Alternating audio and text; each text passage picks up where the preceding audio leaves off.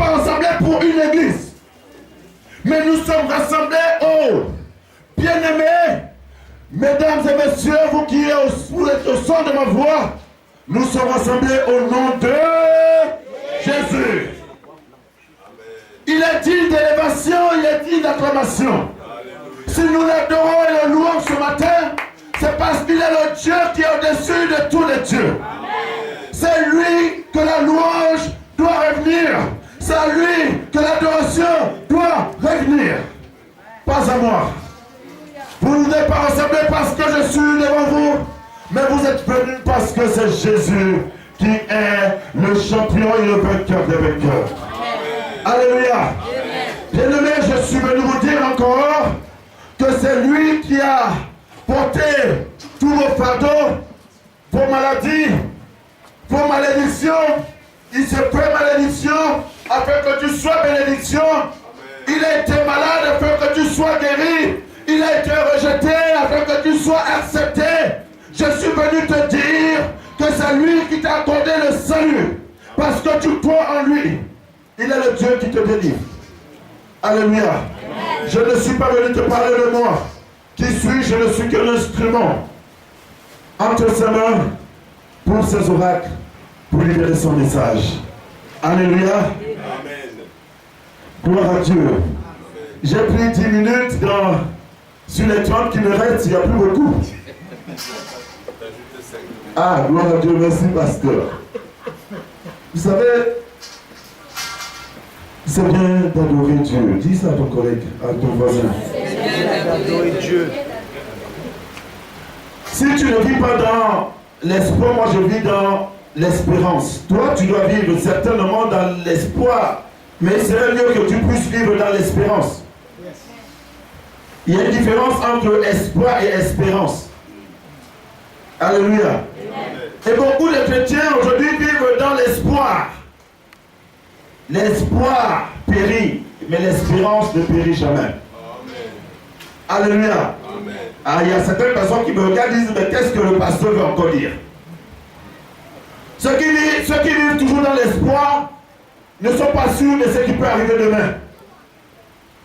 Mais celui qui vit dans l'espérance reste dans la foi parce qu'il sait que quelles que soient des situations, la chose va arriver. Mais l'espoir, j'espère que, et tu n'auras rien. Mais quand tu es dans l'espérance, bien aimé, je t'encourage à être dans l'espérance. Amen. Amen. Nous croyons en Dieu, c'est par la foi. C'est par la foi en Dieu et non par la foi de Dieu. Contrairement à ce que certaines personnes pensent, que nous croyons en Dieu par sa foi. Non. C'est la foi en. Alléluia. Il faut faire la petite différence, cette différence-là, parce que la foi en Dieu, c'est elle qui t'amène au salut et c'est elle qui va t'amener auprès de Dieu. Mais la foi de Dieu, c'est l'équipement que Dieu te donne. Tu dois renverser les montagnes avec la foi de Dieu. Tu dois chasser le sorcier qui te poursuit tous les jours. Tu dois chasser la sorcière, tu dois chasser tous les serpents qui sortent. Tu dois même les attacher au nom de Jésus. C'est ça la foi de Dieu. La foi de Dieu n'espère pas, elle croit. La foi en Dieu espère. Vous avez qui a compris? Ils n'ont pas compris. Je dis la foi de Dieu dit ce qui doit se faire. Mais la foi de Dieu espère en Dieu. La foi de Dieu, c'est lorsque tu attaches le serpent. Tu es chez toi, tu es tu es aux États-Unis et tu attaches le serpent à quoi? Amen. C'est ça la foi de Dieu. La foi de Dieu n'a pas de limite, n'a pas de barrière. Ça me poser la question, mais je suis venu parler de quelque chose, je suis venu sur la foi. Vous savez, c'est mieux, encore important de se souvenir parce que le Saint-Esprit conduit des choses pas comme nous pensons, mais il les conduit comme il veut. Alléluia.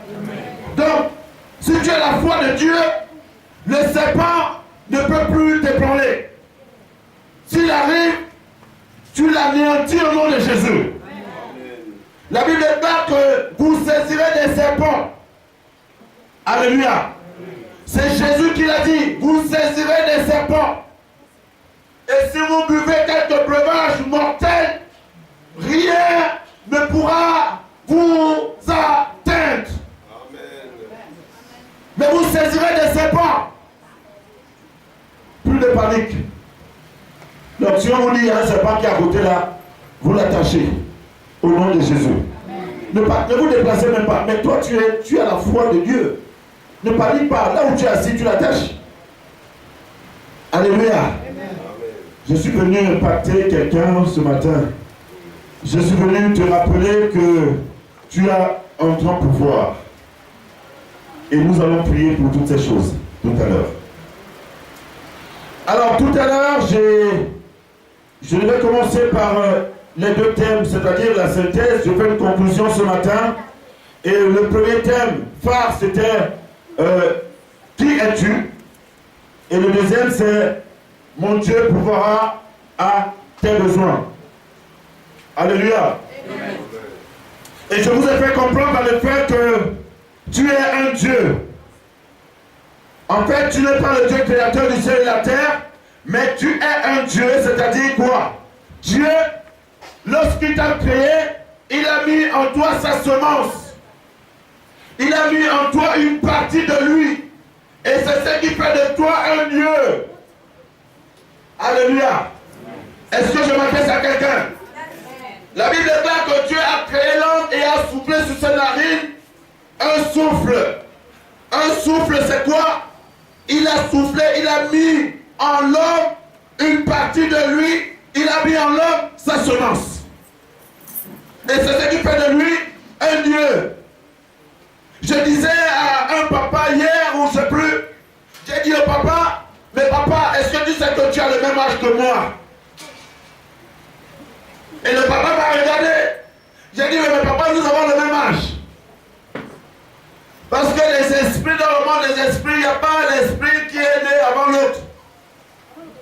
J'ai le même âge, donc tous qui sommes ici avons le même âge. Parce que c'est Dieu qui a déposé sa semence en nous.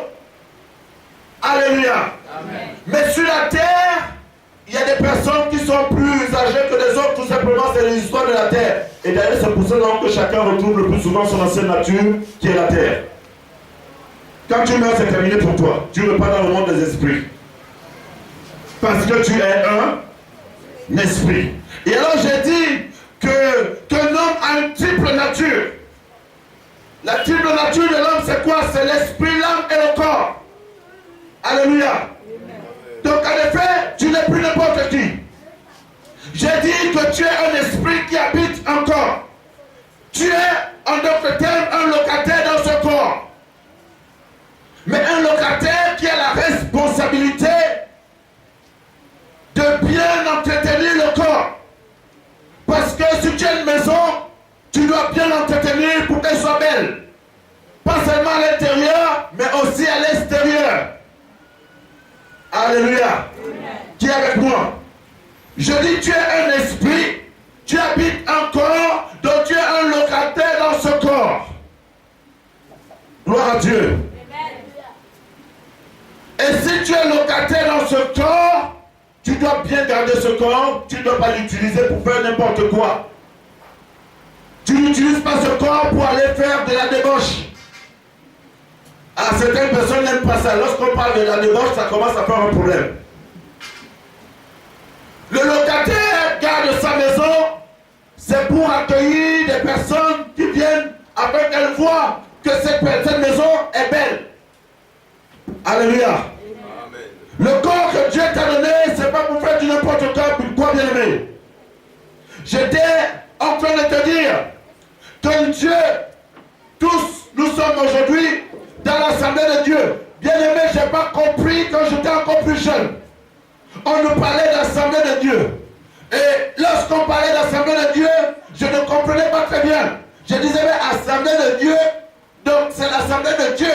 Donc c'est-à-dire c'est Dieu qui est dans cette assemblée. Mais non. C'est-à-dire quoi? C'est une assemblée où il y a des dieux. Amen. Alléluia. C'est une assemblée où il y a des dieux. Et hier, j'ai dit, dans le livre de Psaume, chapitre 82, verset, à partir du premier verset, que Dieu siège dans cette assemblée pour juger les dieux. Et il s'exclame, voici, vous mourrez comme des hommes. En d'autres termes, ça ne devait pas se passer ainsi. Les dieux ne meurent pas. Mais pourquoi? Parce qu'ils sont entrés dans ce qu'on appelle le péché, c'est-à-dire Adam et Ève. Ils nous rappellent, n'est-ce pas, le péché que Adam et Ève ont eu à commettre, ils sont morts. Alléluia. Pour Dieu, en effet, l'homme ne devait même pas mourir. Donc, tu n'es pas n'importe qui. Tu dois te considérer. Le thème, c'était qui es-tu? Et moi, je suis venu te dire que non seulement tu dois te poser la question de savoir qui tu es, et pas seulement te poser cette question, mais trouver aussi la réponse à la question. Je t'ai posé la question et je te réponds ce matin que tu es un esprit qui a une âme et qui habite un corps. Alléluia. Amen. Donc tu n'es pas n'importe qui. Si on vient te raconter des histoires, dis c'est faux. Tu prends la parole de Dieu, tu dis voici ce que Dieu dit. Amen. Amen. Je ne sais pas si je m'adresse à quelqu'un ce matin. Amen. Alors, si tu as bien compris que tu es un esprit qui a une âme et tu habites un corps, c'est-à-dire que Dieu veut que tu passes du temps avec lui afin qu'il te montre le couloir de ton histoire. Dieu doit te conduire dans l'histoire qu'il a écrite avant la fondation du monde. Dieu te considère comme un Dieu parce qu'il a mis sa semence en toi. Et n'oublions pas qu'il a dit, faisons l'homme à notre image, selon notre ressemblance. Ce sont des déclarations de Dieu, ce n'est pas mes déclarations personnelles. C'est Dieu qui l'a dit ainsi. Faisons l'homme à notre image, selon notre ressemblance. Mais l'image de Dieu, c'est quoi? Lui, l'esprit. Mais s'il dit qu'il faudrait qu'on fasse un homme à notre image et selon notre ressemblance. Ceci m'amène à vous dire, bien-aimés, ce matin, que ce Dieu qui te rappelle que tu es un esprit, tu as une âme et tu habites un corps, ce Dieu-là te dit, puisque tu as bien compris, alors il pourvoira à tous tes besoins. Alléluia. Les impies ont du mal à comprendre cela, ont du mal à faire le lien entre un esprit qui a une âme et qui habite un corps. Et Dieu s'adresse à toi. Le livre de Philippiens, comme il a été dit hier, dans le livre de Philippiens chapitre 4, verset 19, il dit, et mon Dieu pourvoira à tous vos besoins selon sa richesse avec gloire en Christ Jésus. Il s'adresse aux chrétiens. Il s'adresse à ceux qui croient en Jésus, pas seulement aux croyants. Je veux enlever la nuance rapidement ce matin. Il y a plusieurs croyants. Ils vont vous dire, écoutez-moi très bien, mesdames et messieurs, ils vous diront, nous sommes tous des croyants. Nous croyons tous en Dieu. Je suis un peu d'accord avec toi. Mais la question que je pose, si tu es croyant et tu crois en Dieu, en quel Dieu tu crois? En quel Dieu tu crois? Est-ce que c'est au Dieu créateur du ciel, de la terre, de l'univers tout entier, en qui tu crois? Si tu dis oui, je poursuis. Je vais te poser la question maintenant. Bien-aimé, ce Dieu donc qui a créé le ciel, la terre, l'univers tout entier, est-ce qu'il a envoyé Jésus, son Fils unique, sur la terre, afin que tu crois en lui et que tu ne périsses pas, que tu aies la vie éternelle? La différence va arriver à ce niveau parce que tous diront je crois en Dieu. Mais en quoi quel Dieu toi tu crois? Si tu ne crois pas au Dieu qui a envoyé son Fils Jésus sur la terre, afin que tu aies la vie, nous n'avons pas le même Dieu, même si tu es croyant. Il n'y a pas d'amen, je dis amen moi-même. Je dis ici, c'est ce Dieu-là en qui tu crois, qui n'a pas de fils, nous n'avons pas le même Dieu. Est-ce que vous avez compris? Si ton Dieu n'a pas envoyé Jésus sur la terre, nous n'avons pas le même Dieu. Mais le Dieu en qui moi je crois, qui est le créateur du ciel et de la terre, il a dit, car Dieu a tant aimé le monde qu'il a donné son Fils unique, Jésus, afin que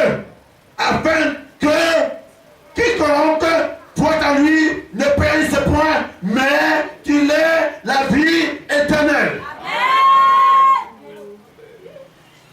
Alors, tu peux être croyant, mais si tu ne crois pas en ce Dieu-là, qui a fait une déclaration de ce genre, nous n'avons pas le même Dieu.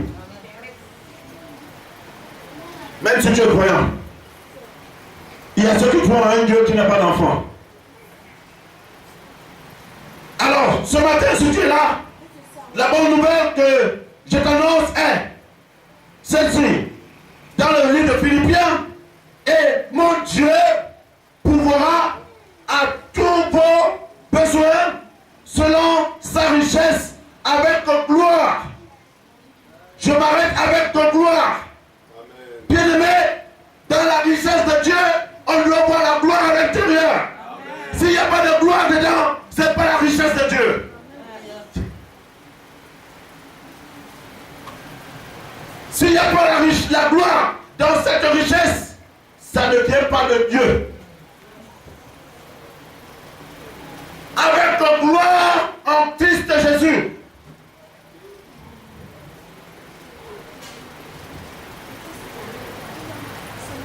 Pas en Jésus-Christ, mais en Christ Jésus. C'est-à-dire quoi? Dieu, Christ, Dieu, après le Sauveur. C'est-à-dire Dieu libère la bénédiction dans toute sa gloire. Parce que tu crois en lui. À cause de Jésus.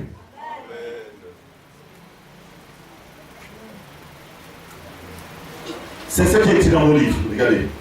Il n'a pas dit en Jésus-Christ, mais il a dit en Christ Jésus. Parce que vous croyez déjà en Jésus. Et Philippiens vous interpelle ce matin afin que vous compreniez la richesse que vous avez en vous.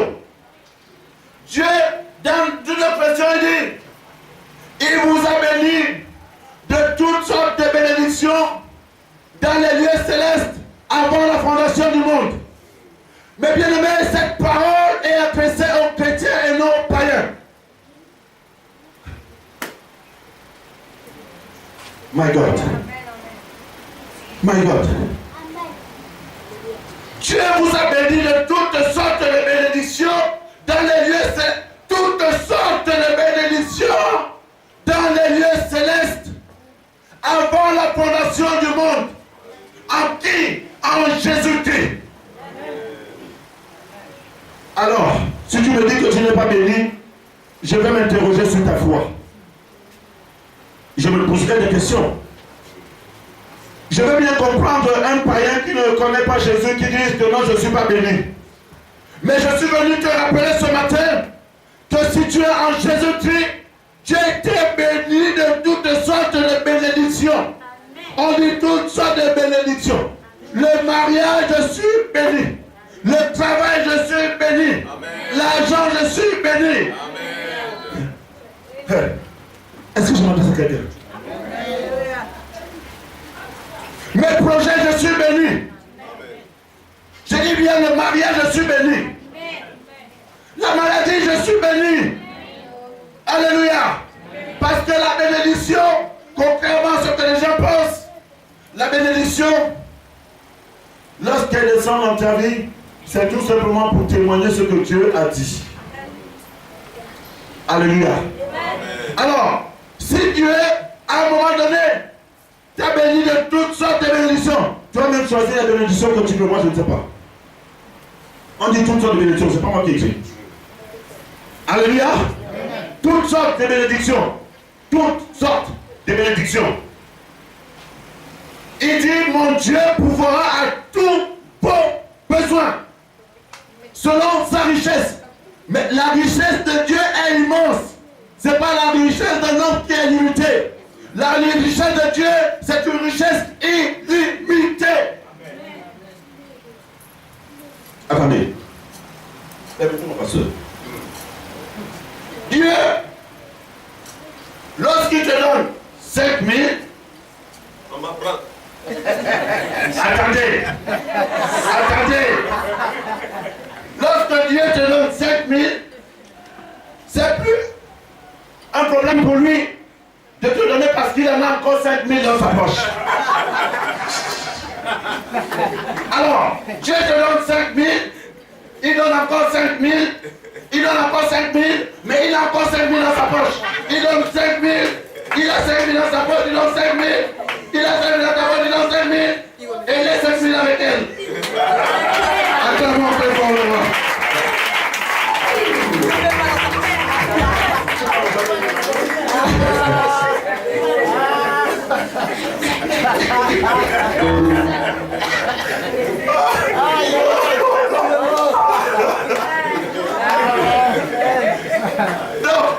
Dieu a suffisamment du pognon en lui. Donc c'est plus un problème pour qu'il donne parce qu'il a plein dans sa poche.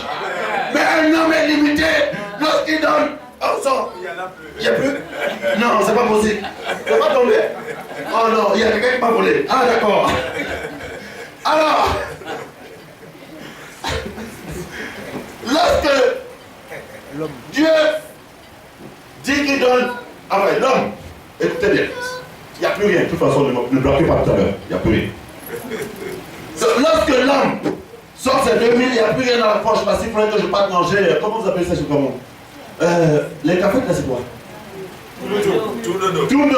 Alors, l'homme, lorsqu'il te donne, d'abord, c'est 2000, c'est le dernier billet qui me reste.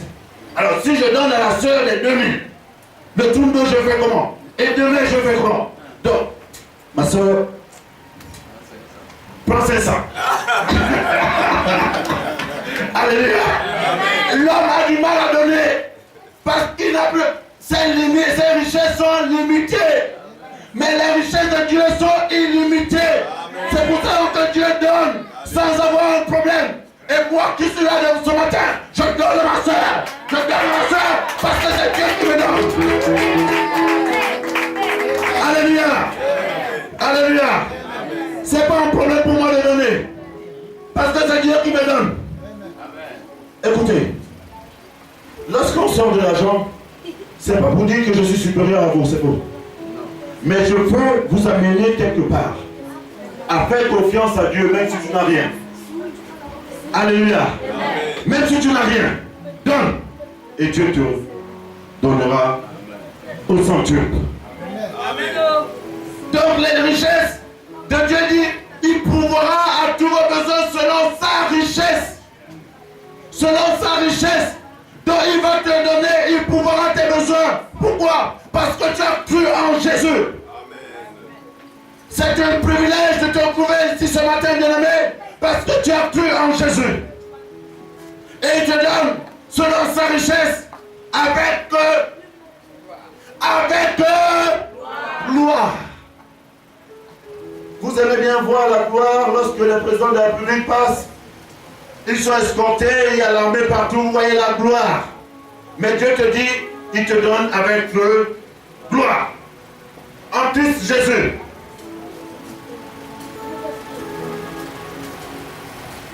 Alléluia. Alors, pour conclure, j'ai pris assez de temps, je pense que le temps est épuisé. Pour conclure, je dis ceci. Tu es un Dieu, tu as une âme, un esprit, et tu habites un corps. Vous avez compris? Et lorsque tu as bien compris que tu es un esprit, tu as une âme et tu habites un corps, alors, tu fais la rencontre avec Jésus et toute cette parole que je lis ce matin, automatiquement, tu dois la vivre. Toutes ces bénédictions, tu dois les vivre. Tu dois les vivre. Je suis venu te réveiller ce matin. Je suis venu te challenger ce matin. Afin qu'au sortir d'ici, tu ne sois plus le même. Que tu ne sois plus le même. Alléluia. Le chrétien qui n'a pas de témoignage, qui rentre en ligne avec la richesse de Dieu dans sa gloire, à un moment donné, je m'interroge même sur sa foi. Un chrétien qui demande tout le temps, donne-moi, donne-moi, donne-moi, il y a un problème. Parce qu'il faut lui poser les mains. Il faudrait qu'il passe par la délivrance. Pourquoi? Parce qu'il est habité par un esprit de pauvreté. Donc ne donnez pas continuellement de l'argent aux gens parce qu'ils vivent. En effet, le problème, c'est même pas de donner, mais lorsque ça reste récurrent tout le temps, alors, à force de te donner, je participe à ta misère. Jésus a dit, lorsque les gens sont venus le voir, lui dire, Seigneur, ils n'ont plus à manger. Jésus a dit, qu'est-ce que vous-même vous avez? Oh, Seigneur, nous n'avons que 2 pains et 2 poissons. Au préalable, il faudrait que tu aies quelque chose que Dieu doit bénir pour ton élévation. Si tu n'as rien, Dieu ne te donnera rien. Dieu a dit, même si tu n'as rien, tu dois le servir. En effet, c'est pas que tu n'as rien, tu as quelque chose en toi que tu ne vois pas, parce que Satan t'a aveuglé, et Dieu te dit que tu as quelque chose, parce qu'il a déposé sa bénédiction, et que tu as été béni de toutes sortes de bénédictions spirituelles dans les lieux célestes avant la fondation du monde. Alléluia. Alléluia. Donc, 2 minutes, je dis qu'au sortir d'ici, il faudrait que tu changes de mentalité. Il faudrait que tu te prennes en main. Donc si tu as l'habitude de demander tout le temps, arrête de demander. Rentre dans l'intimité avec Dieu et dis, Seigneur, ouvre mes yeux, que les écailles spirituelles tombent, que tout ce qui m'empêchait de voir ta gloire, tout ce qui m'empêchait de rentrer en possession de mon héritage, que tout ce qui m'empêchait à garder de l'argent entre mes mains, oh Dieu, je te prie, ouvre mes yeux. Alléluia. Et tout à l'heure, je ne sais pas si je suis poussé à prier pour ça, mais je laisse la place. Je souhaite vraiment prier pour tout à l'heure pour des personnes qui ont ce problème-là, parce qu'elles demandent tout le temps. Voilà, tout à l'heure, dans les prières, pendant la prière de la nation, nous allons prier pour vous. Il y a des personnes même qui ont de l'argent et la main elle est percée tout le temps lorsqu'on a de l'argent, l'argent part. Que Dieu vous bénisse. Amen. Est-ce qu'on peut acclamer le Seigneur très fort? À la sortie.